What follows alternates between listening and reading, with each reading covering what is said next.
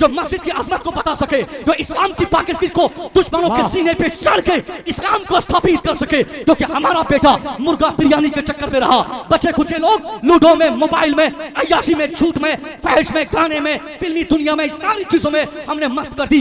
जाहिल, कोरा जाहिल बेटा हमारा अपनी पूरी जिंदगी को तबाह कर दिया। किसी का एक एक सेकंड उनके पैगंबर के बताए रास्ते से न गुजर सके, उनके पैगंबर की जिंदगी पर उनकी जिंदगी बसर न हो सके।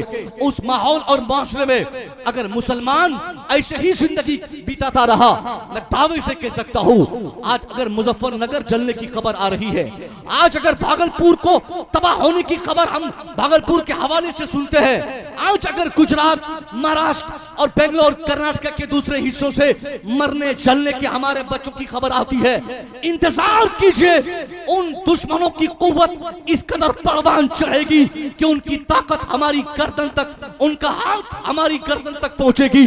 फिर जुनैद की हालत हमारे बेटों की होगी, फिर अफरोजुल इस्लाम हमारा कोई दूसरा बेटा बनेगा। मैं कहना चाहूंगा साहब, इस्लाम का मतलब गोश्त, पुलाव, बिरयानी में अपनी जिंदगी खत्म कर देना, जलसा जाकर अजमत भागलपुरी हो, मुसव्विर मिसबाही हो, मुफ्ती हम्माद रजा मुरादाबादी हो, या कोई शायर खतीब हो, किसी को इंटरटेनमेंट समझकर उनकी तकरीर को, उनकी नात खानी को ऐसे ही सर से बाउंस करके फिर आके घर में बैठ जाना, ये हमारा काम नहीं। हमारा काम है उलमा को सुनना, हमारा काम है उलमा के करीब जाना, हमारा काम है इस्लाम समझना, हमारा काम है इस्लाम को सीखना, हमारा काम है अपनी जिंदगी को संवारना। मगर हम जाहिल रहे, बेटा जाहिल रहा, बेटी जाहिला रही, पूरा जहालत का माशरा हमने तैयार किया। कोई समझने वाला नहीं, कोई समझाने वाला नहीं, कोई सुधरने वाला नहीं, कोई सुधरने को तैयार नहीं। तो अब ऐसे नतीजे में मैं आपसे कहना चाहूंगा, आप कहां सोए साहब? तारीख लोगों ने मुकर्रर कर रखी है, एक एक दिन एक एक मस्जिद को शहीद करके उन लोगों का मानना है कि हम फिक्स टाइम पर, वक्त को उन लोगों ने छोड़ दिया, वक्त पर रिजल्ट। वक्त आएगा, आज ये मस्जिद, परसों वो मस्जिद, एक हफ्ते के बाद सामने वाली मस्जिद, 5 साल के बाद सामने वाली मस्जिद, 10 साल के बाद उस चुनाव के मौके से सामने वाली फलाने जिले की मस्जिद को हम टारगेट पे लेंगे। हम क्या करेंगे? बेटियों को शाहीन बाग ले जाकर बिठा देंगे, नारा लगाएंगे फलाने मुर्दाबाद, फलाने मुर्दाबाद। बच्चों को ले जाकर शाहीन बाग में बिठाकर अपने को रामलीला मैदान में एहतजाज करके, प्रोटेस्ट करके हुकूमत से, गवर्नमेंट से हम भीख मांगेंगे कि हमें हमारा हक दिया जाए, हमें हमारी मस्जिद दी जाए, हमें हमारी इबादत का वापस की जाए। मैं पूछना चाहता हूं साहब, आज जो हमारी ये हालत है, हमारी इबादत गाहों की अजमतों को दुश्मनों ने जो तार तार किया है, ये हमारी कमजोरी की बुनियाद पर, ये हमारी कमी की बुनियाद पर। मैं पूछना चाहता हूं, दुश्मनों में ये कुव्वत कहां से आई? क्यों मानने वाला, फैसला करने वाला, बड़े से बड़ा जज फैसले का कलम चलाते हुए ये कहकर फैसला करता है, हाँ यहाँ बाबर की मस्जिद थी, ये मस्जिद शहीद करके मखसूस लोगों ने अपनी इबादत का बनवाई है, ये कहते हुए भी फैसला किया गया क्योंकि हमारे हक में वकालत करने वाला, हमारे हक में लड़ने वाला, हमारी बात को खूबसूरती से रखने वाला, हमारी बात को वहां पर पहुंचाने वाला, उस मैदान में या उस सभा में, उस प्रांगण में कोई हमारा बेटा तैयार नहीं हो सका जो कुरान की अजमत पर बात कर सके, जो कुरान की हक्कानियत को बता सके, जो मस्जिद की अजमत को बता सके, जो इस्लाम की पाकिस्तान को दुश्मनों के सीने पे चढ़ के इस्लाम को स्थापित कर सके। क्योंकि हमारा बेटा मुर्गा बिरयानी के चक्कर में रहा, बचे कुछ लोग लूडो में, मोबाइल में, अय्याशी में, झूठ में, फहश में, गाने में, फिल्मी दुनिया में, सारी चीजों में हमने मस्त कर दी। जाहिल, कोरा जाहिल बेटा हमारा अपनी पूरी जिंदगी को तबाह कर दिया। कितने बच्चे हमारे वकील बने। आप बहुत रोते हैं साहब कि हजरत अब क्या होगा, हजरत 22 को हम क्या करेंगे, 23 को कहां जाएंगे, 24 को क्या करेंगे। मैं कहना चाहता हूं, कहीं जाने की जरूरत नहीं, कुछ चिल्लाने की जरूरत नहीं, कोई प्रोटेस्ट और एहतजाज की हाजत नहीं, कोई किसी से मांग करने की जरूरत नहीं। ऐसे आलम में जब आपके हुकूक छीने जाते हो, आप आंख बंद कीजिए, अपनी औलाद को पढ़ाने की कसम खा लीजिए, अपने बच्चों को शिक्षा देने की आप कसम खा लीजिए। खुदा की कसम, ये हमारी जहालत की बुनियाद पर, क्योंकि न तो हमारा बेटा ब्लॉक में मिलेगा, न हमारा बेटा डिस्ट्रिक्ट में कोई ऑफिसर, न हमारा बच्चा स्टेट में कोई बड़े पद पर, न हमारा बेटा डीएम बन सका, न हमारा बेटा आईएएस बन सका, न हमारा बेटा इंजीनियर बन सका, न हमारा बच्चा डॉक्टर बन सका, न हमारा बेटा साहब जज बन सका। मैं कहना चाहूंगा जिस कौम के बच्चों की तादाद ज्यादातर जाहिलों की होगी, जहालत में जिस कौम की जिंदगी गुजरेगी, उस कौम का हक छीना ही नहीं जाएगा, बल्कि लात मार मार के दुनिया छीनने पर आमादा होगी। क्योंकि हमारी ताकत, हमारे इल्म की ताकत हमारे पास रही, हमारे बच्चों में शिक्षा नहीं, हमारे पास एजुकेशन नहीं, हमारे पास नॉलेज की कमी है, हमारे पास ताकत की कमी है। जिस मुस्तफा करीम ने एजुकेशन को दुनिया की सबसे बड़ी ताकतवर चीज बताया था, उस पैगंबर का कलमा पढ़ने वाला आज हिंदुस्तान का सबसे ज्यादा जाहिल कौम में गिना जाता। मैं पूछना चाहता हूं कितने वकील जज साहब के सामने हमारी मस्जिद की अजमतों को बताने के लिए गए थे? कोई एक बेटे का नाम आप बताइए जो आज हमारे जिले में, हमारे सिविल कोर्ट में, हमारे साहब हमारे स्टेट में, हमारे सुप्रीम कोर्ट में कहीं भी कोई जाता हो, हमने बेटों को जाहिल छोड़ा। आपको अगर आपका हक चाहिए, ये 2024 का 22 जनवरी है, आपने 5 साल तक कसम खाकर अपनी औलाद को पढ़ाने का आपने हदफ कर लिया। डॉक्टर इंजीनियर के साथ साथ शानदार वकील। जिस दिन मुसलमान का बच्चा बनेगा, खुदा की कसम मुसलमानों के बच्चे अपने हक फिर मांगेंगे नहीं। दुश्मनों के सीने पे चढ़कर बड़ी बड़ी डिग्रियां लेकर, उनकी इमारत पे बैठकर, उनकी कुर्सी पर हुकूमत करके मुसलमान दुश्मनों से अपना हक कभी न कभी वापस लेके छोड़ेंगे। नारे तकबीर, नारे रिसालत, मसलके आला हजरत उलमाए अहले सुन्नत हजरत अल्लामा डॉक्टर मुसव्विर रजा मिसबाही। नारे तकबीर, नारे रिसालत। बहुत अच्छे भैया, बहुत अच्छे। वाह वाह वाह। इतनी जहालत हमारे इलाके में साहब, सीवांचल को लोगों ने तबाह कर दिया। सीवांचल, आप लोग बोलते हैं कि हजरत हम लोग क्या करेंगे, हम लोग क्या करेंगे फलाने तारीख को। मैं कहता हूं कुछ नहीं करना है, रिजल्ट को अपने हालत पे छोड़ दीजिए, चुपचाप अपने घर में आपको रहना है, कोई हल्ला नहीं। अगर कोई एक डंडा मार भी देना, मुस्तफा की सुन्नत समझकर उसे बर्दाश्त कर लीजिए। सुनिए, मेरे नबी को तो इतना सताया गया था, इतना परेशान किया गया था, अल्लाह की कसम। आप जब मुस्तफ़ा की तारीख पढ़ेंगे ना, स्टार्टिंग पॉइंट में, इब्तिदा ज़िंदगी के आखिरी अय्याम में, ख़ास तौर पे इस्लाम के स्टार्टिंग पॉइंट में, मेरे नबी जब इस्लाम का प्रचार कर रहे थे, जब मस्जिद की तामीर की बातें हो रही थी, नमाज सीखने और सिखाने की बातें हो रही थी, कुरान की तबलीग मुसलमान कर रहे थे, उस पीरियड में मेरे मुस्तफ़ा को के ऊपर पत्थरों की बारिशें की गई। मुस्तफ़ा जल रहमत को गालियाँ दी गई, नौज़बिल्ला कुछ लोगों ने पागल कहा, दीवाना कहा। जैसी जैसी सोच उनकी थी, उस एतबार से उन लोगों ने मेरे नबी पर जुल्म किया। कहने वालों ने कहा, हुजूर ये आपके दुश्मन आप पर उजड़ियों की बारिशें कर रहे हैं और आप इनके लिए कुछ नहीं करते, आप तो ऑथोराइज्ड हैं, आप तो बाख्तियार हैं। अपने नबी, अपने मुस्तफ़ा करीम से कहा कि हुजूर आप अपने रब से क्यों नहीं इनके लिए बद्दुआएं करते, और ताकि इनका भी खात्मा हो जाए, दुश्मन आपका हमेशा के लिए ख़त्म हो जाए। मेरे नबी ने भी इंसाफ को वक्त के लिए छोड़ दिया, वक्त पे छोड़ दिया। कहा नहीं, तुम न कह रहे हो, मैं अपना काम अपने स्तर से करूँगा, तब्दीली आएगी, बदलाव आएगा, चेंजिंग आएगी। नबी पाक ने 23 साल में, महज 23 साल में ऐसी तबलीग आपने फरमाई, सब्र व ज़ब्त के साथ अपना काम अपने तौर पे आप करते रहे। दुनिया ने आपकी ज़ाहिरी ज़िंदगी में ही ये मुलाहाजा किया कि जिस नबी पर लोगों ने पत्थरों की बारिशें की थी, वही लोग अब वही मुस्तफ़ा पर पत्थरों की बारिशें नहीं कर रहे, दुरूदों की बारिशें करते नजर आ रहे हैं। जिन लोगों ने मस्जिदों को मस्जिद की तामीरात के काम को रोका था, वही लोग अब नमाज पढ़ रहे हैं, उन्हीं लोगों से मस्जिदें आबाद हो रही हैं। इसलिए आप वक्त पे छोड़िए। आसान जुमलों में अगर मैं कहूँ, आप चुपचाप अपने बच्चों को आप पढ़ाइए, इतना पढ़ाइए कि आपका बेटा आपके इलाके का सबसे बड़ा ऑफिसर बन जाए, सबसे बड़ा एजुकेटेड पर्सन आपका बेटा बने। मगर एजुकेशन पर कोई काम मुसलमानों का नहीं, सिर्फ ढिंढोरा पीटने में हमारा सारा वक्त जाता है। हजरत कटिहार में, सीमांचल में तो हम लोग 50% है, फलाने जगह हम 80% है, मजमूई एतबार से हम 20% है। 20% का मतलब समझते हैं, 100 अफराद जहाँ हों वहाँ 80 वो लोग होंगे, 20 हम लोग होंगे।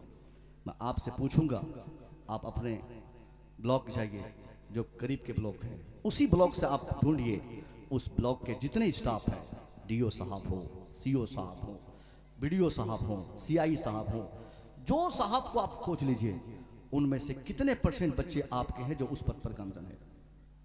अरे है साहब, कर्मचारी उनका, वकील उनका, मुंशी उनके, सारे स्टाफ उनके, सब कुछ वही लोग। तो उन लोगों से अपना हक मांगेंगे तो वो लोग हमें अपना हक देंगे? ये हमारी कमजोरी है कि हमने अपने बच्चों को जाहिल छोड़ा। इसी जहालत की बुनियाद पर आज अगर मैं ये कह सकूं कि ये जितनी तबाहकारियां आज हम देख रहे हैं ना, इसका रिस्पॉन्सिबल कोई दूसरा नहीं, हम खुद हैं। हमको तो हम दूसरों को गालियां देते हैं, बुरा भला कहते हैं, फलाना नेता डुबा दिया, फलाना नेता बर्बाद कर दिया, उसने देश बेच लिया, उसने ट्रेन बेच लिया, उसने साहब बनारस बेच लिया, उसने साहब बिहार का बाइना कर लिया। ये सिर्फ हम गालियां देते थकते नहीं, मगर मैं पूछना चाहता हूं, आपको बेचने वाला कोई दूसरा नहीं, आप खुद अपने आप को बेचे हैं। हमने खुद अपने आप की तबाही चाहिए। कुरान कहता है वमा असाबकुम मिन मुसीबा फबिमा कसबत ऐदीकुम what misfortunes befalls on you it is because your hand has gathered it. Quran कहता है मुसलमानों, ये तेरी सारी तबाहियां सिर्फ तेरी वजह से है, ये तेरी सारी बर्बादियां तेरी वजह से है। तूने इस्लाम तबाह किया, तूने मुस्तफा के फरमान को घर से निकाला, तूने अपनी दुनिया अलग बनाने की कोशिश की, जिसकी बुनियाद पर ये हालत तेरे सामने नजर आ रही है। ये तेरी हालत हो चुकी है कि आज कहीं भी दुनिया में तेरी इज्जत नहीं है। हमारी बेटियां आज अगर उनकी बात की जाए, हमारे बेटों की बात की जाए, बहुत लोग तो पढ़ाते ही नहीं, और जो लोग पढ़ाने पर आमादा भी हो गए तो वो अपने बच्चों की निगरानी ही नहीं करते। वक्त पे 5000 फीस मांगी, बेटी दे दिया। वक्त पर साइकिल मांगी, बेटी बाप ने खरीद दी। वक्त पर बेटे ने पैसे का डिमांड किया, बाप ने खरीद दिया। बेटा बोला अब्बा मुझे मोबाइल चाहिए, अब्बा दे दिया। मैं पूछना चाहता हूँ, बच्चों को पढ़ाना भी है, लेकिन पढ़ाने से ज्यादा आप इस वक्त आज की तारीख में पढ़ाने से ज्यादा आपको अपने बच्चों की बेहतर तरबियत पे गौर करना है। अभी 2 दिन पहले साहब फेसबुक पर एक खबर मैंने पढ़ी, किसी हजरत ने लिखा कि पटना जाना था एक हजरत को, रात के 11 बजे किसी ट्रेन पे हजरत सवार हुए। मुस्लिम खानदान की एक बेटी, मुसलमान की एक बच्ची, किसी हजरत को हजरत ने बताया कि वो उसका वालिद साहब उसी ट्रेन में सवार हुए, अपनी बेटी को लेकर पहुंचाने आए थे, ड्रॉप किए। और हमको देखकर उसने कहा कि मुझे देखकर अपनी बेटी को हैंड ओवर कर दिया। बोला हजरत मेरी बेटी पटना जा रही है, पटना के किसी कॉलेज में मेरी बेटी पढ़ती है, जरा अपनी हिफाजत में अपनी तहवील में मेरी बेटी को रखिएगा। उस हजरत का मानना था जैसे उसका बाप ये कहकर नीचे उतरा, आने वाले नेक्स्ट स्टॉपेज पे फौरन एक लड़का काड़ा चढ़ाया हुआ, एक लड़का दूसरे मजहब और दूसरे समाज और सोसाइटी का उसी ट्रेन में सवार हुआ, उसी कोच में गया, उसी लड़की की सीट के बगल में उसकी सीट थी, उसने खुद कॉल करके उसे बुलाया था। दोनों का बर्थ अलग था, उसके बावजूद उस लड़की ने उसको अपने साथ एडजस्ट किया। एक ही बेड पर उस हजरत का कहना हुआ कि पटना तक पहुंचते पहुंचते मैंने क्या देखा, पटना तक 2 अलग अलग सीट होने के बाद भी मुसलमान की वो बेटी जो नकाब पहनकर ट्रेन पे बैठी थी, मगर जैसे उसका यार उसके साथ हुआ, फौरन वो बेटी नकाब उतार दी, अपना लिबास पहन ली। उस गैर मजहब के यार से मिलने के चक्कर में एक चादर डालकर वो उसी सीट पर पूरी रात घूरती रही, एक दूसरे के साथ अपने एतबार से मस्ती करती रही। मैं कहना चाहूंगा बाप किस कदर बेचारा वो ट्रेन पे बिठाया था कि मेरी बेटी पटना से पढ़ के आएगी, बड़ी डिग्रीधारी बनेगी, बेटी का नाम होगा, डॉक्टर बनेगी, इंजीनियर बनेगी, मगर इंजीनियरिंग और डॉक्टरी की तालीम दिलाने के चक्कर में आज हमारी बेटी की इज्जतों को लूटने के लिए घर से बाहर तक 1-2 नहीं 50 दरवाजे खुले रहते हैं। अब ऐसे माहौल में एक बाप की रिस्पॉन्सिबिलिटी बनती है, वो अपनी बच्चियों को पढ़ाने से ज्यादा उसका यह ख्याल करे कि मेरी बेटी पढ़ कहां रही है, मेरी बेटी जा कहां रही है, मेरी बेटी आ कहां से रही है, मेरी बेटी कोचिंग किसके साथ जाती है, मेरी बेटी को पढ़ाने वाला कौन है, मेरी बेटी की शिक्षा देने वाला कौन है। जो बाप इन सारी चीजों पर कभी तवज्जो नहीं देता, उसको दावे के साथ मैं इस अजीमुल शान कॉन्फ्रेंस से कहना चाहूंगा, अगर आपने बेतहाशा पैसे खर्च किए अपनी बच्चियों को पढ़ाने के लिए, कभी आईए, कभी बीए, कभी मास्टर डिग्री, कभी पीएचडी, कभी डॉक्टरी, कभी क्या बोलते हैं साहब इंजीनियरिंग कराने के चक्कर में आप जो बेतहाशा पागल है, जमीन आपने बेची ताकि बेटी आपकी पढ़ ले, मकान आपने बेचा ताकि आपका बेटा पढ़ ले। मगर मैं कहना चाहूंगा, मगर आपने कभी ये तवज्जो नहीं की कि जो बेटा जिसको आप डॉक्टर बनाना चाहते, जो बेटी जिसको आप भारी भरकम डिग्री दिलाने के लिए पटना में, बेंगलोर में, साहब मुंबई में, दिल्ली में पढ़ाना चाहते हैं, उस बेटी के ताल्लुक से आपको पता नहीं उस बेटी की कितनी रातें हॉस्टल में, कितनी रातें उसके फ्रेंड के रूम में कटती है और कितनी रातें होटलों में गुजरती है। अगर आप दुरअंदेश नहीं बनेंगे, आप अपनी अक्लों का इस्तेमाल नहीं करेंगे, आने वाले वक्तों में दावे से कहता हूं बेटी इंजीनियर जरूर बनेगी, बेटी डॉक्टर जरूर बनेगी, बेटी हाई फाई जरूर बनेगी, बेटी बीएड कर लेगी, बेटी डीएलएड कर लेगी, बेटी इंटरमीडिएट पास करेगी, मगर नतीजा बरक्स निकलेगा। बेटी आजादाना माहौल में तालीम पाने की बुनियाद पर आपकी अम्मा बनकर आपके सामने खड़ी होगी। बेटी आपकी होगी, कानून वो चलाएगी, वो आपसे कहेगी अब्बा मेरी जाती जिंदगी में इंटरफियर करने की आपको इजाजत नहीं, अब्बा मैं 20 क्रॉस कर चुकी हूँ, अब्बा मेरी उम्र 18 पार हो चुकी है। अब आप न तो अपनी मर्जी से मुझे कपड़ा दे सकते, न तो आप अपनी मर्जी से मुझे मेरा दूल्हा दे सकते, न तो आप अपनी मर्जी से मुझे अपनी जिंदगी में कुछ कह सकते।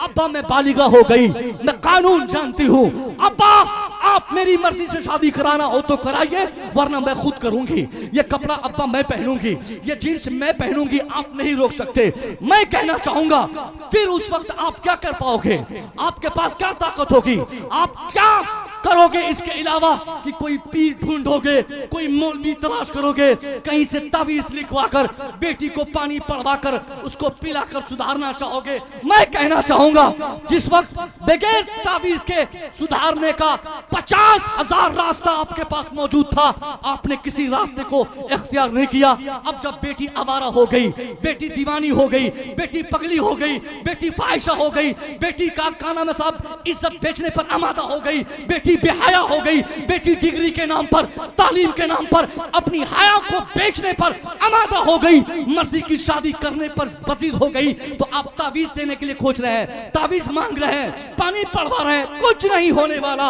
ये पानी उनी पड़वाने से। इसके लिए एक ही रास्ता है, बेटी आपकी है, मर्जी आपकी होनी चाहिए, बच्ची आपकी है, मर्जी आपकी होगी।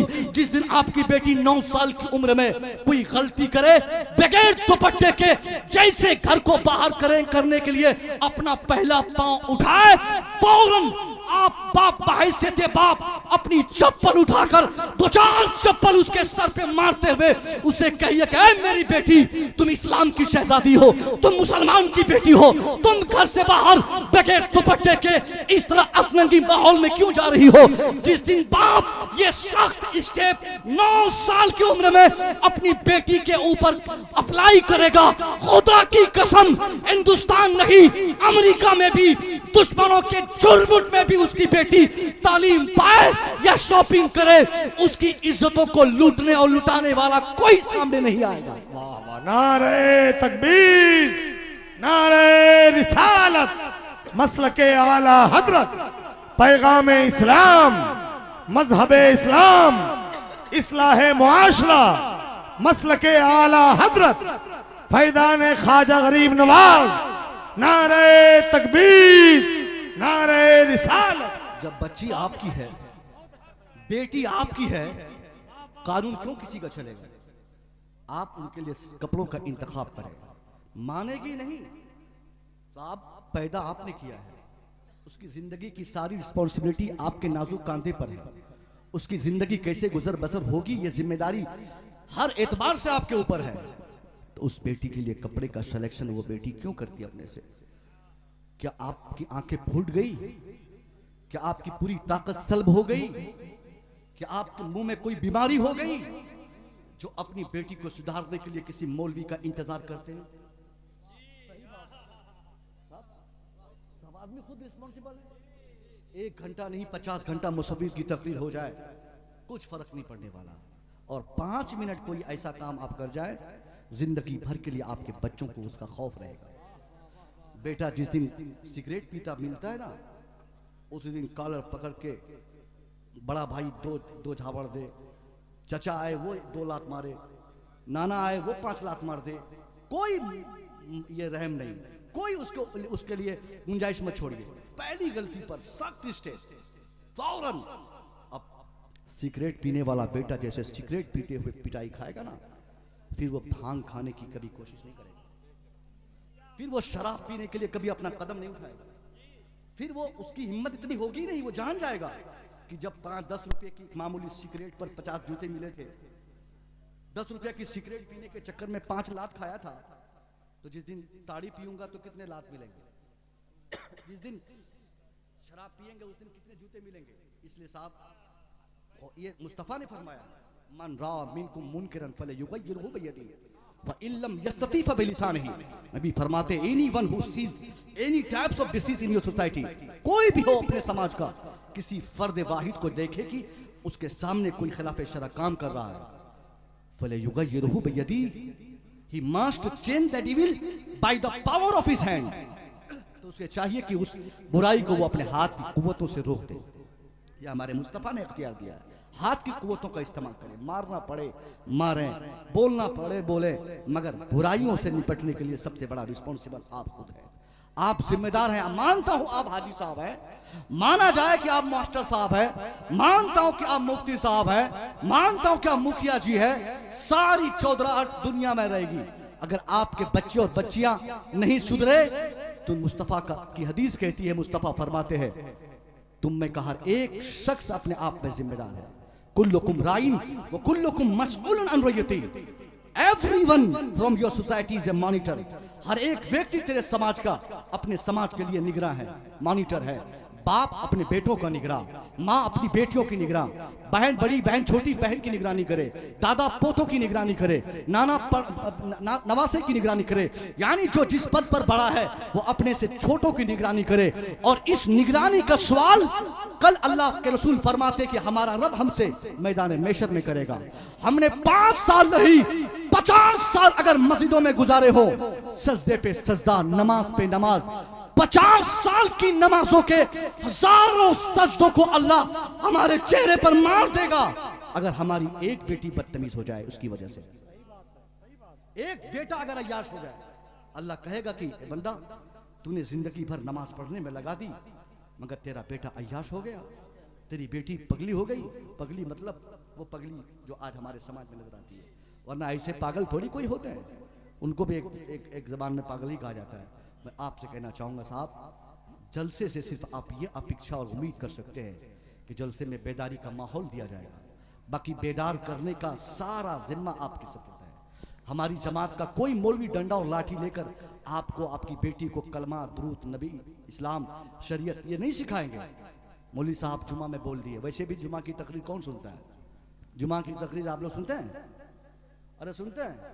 अरे साहब सुनते तो आप यहाँ रहते। आप जुमा वाले मुकर्रिर की तो कभी इज्जत ही नहीं होती है,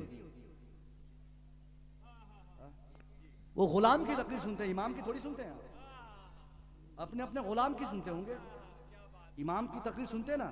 आज जलसों में मुझे कुछ और बोलना था, हजरत ने कहा कि हालात पे बोल दीजिएगा, तो मैंने कहा फिर मुझे ये सब बोलने की जरूरत नहीं पड़ती, आप तो अपने इमाम साहब को अपना गुलाम समझ लीजिए, नौकर समझ लेते हैं। ये उलमा यही हिंदुस्तान के बादशाह हैं, इनके सर की टोपी इनके ताज की तरह है। ये 10,000 आप इनको देते हैं, 10,000। 10,000 में भी ये काम मालूम है, मुसव्विर जितना पैसा एक रात में कमाता है, इनमें से बहुत सारे हमारे उलमा ऐसे हैं जिनको कमाने में 5-5 महीने लगते हैं, मगर आपको मुसव्विर चाहिए। इनकी अजमत ही नहीं आपको पता, इनकी मेहनत ही पता नहीं। इनको आप कहिए आजादाना माहौल दीजिए, हजरत खुल के बोलिए, जुमा में खुल के बोलिए, बिल्कुल बादशाह की तरह ट्रीट कीजिए। जिस दिन आपके आइम्मा बाअख्तियार हो जाएं और उनको ये डर ना हो कि आप उनको निकाल देंगे, उस दिन मालूम है पकड़ पकड़ के पीटने का भी इनको हुक्म है, या आपको पीटे भी तो आप नहीं कुछ कह सकते। मगर यहाँ तो तनख्वाह देने में नानी मरती हमारी, 10,000 देने में। मौलवी साहब को सिक्योरिटी साहब इस कदर बाउंडेड रखते हैं कि मौलवी साहब जुमा में तकरीर हमारे एतबार से हो, सूद पर नहीं बोलेंगे, हाया पर नहीं बोलेंगे, पर्दे पे नहीं बोलेंगे, क्योंकि सिक्योरिटी साहब अक्सर वो बनते हैं जो पैसे वाले होते हैं, और पैसों वालों की इज्जत तो हमेशा लोग करते ही रहते हैं, उनसे डरना, उनकी इज्जत करना। इसलिए मैं कहना चाहूँगा अगर आपको इन सारी बातों पर नॉलेज चाहिए तो अपने अइम्मा को आप बिल्कुल छोड़ दीजिए। हर जुमा को एक ये मुख्तस और स्पेशल टॉपिक उनके लिए बोलने के लिए हो, खुलकर वो बोले और सेक्रेटरी साहब को तंबीह करते रहे कि हजरत आप सपोर्ट कीजिए, गांव में कोई शराबी तैयार नहीं होगा, आप मुझे समर्थन दीजिए, गांव में कोई बेहयाई नहीं करेगा, आप मेरा साथ दीजिए, गांव में कोई हमारा